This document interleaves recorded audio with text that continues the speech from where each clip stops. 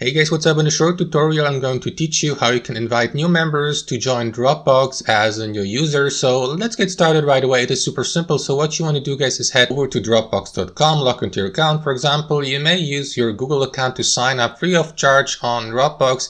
And here on your home feed, you will see that option at the top, invite members. So click on it. Now guys, according to that text here, inviting new members to your team on Dropbox is only possible if you have signed up for a Dropbox business account. And you can sign up for a free trial if you like by clicking on that button here. Managing a team on Dropbox Business will allow you to assign roles to team members. For example, if you'd like to give your team members the permission to view and to edit uploaded files, to share files amongst your team members, and so on and so forth. For example, if you run a company or a brand, that might turn out to be pretty useful. However, guys, since signing up on Dropbox Business is a paid service, it is up to you whether you would like to sign up for a free trial or not. The free trial expires after 30 days. For these 30 days, you will have access or be given access to perks and features like that here to the right, like for example, a storage of 10 terabyte, PDF editing, a file restoring feature, and so on and so forth for a time of 30 days. After that, Dropbox will charge the user $12 per month for Dropbox business account.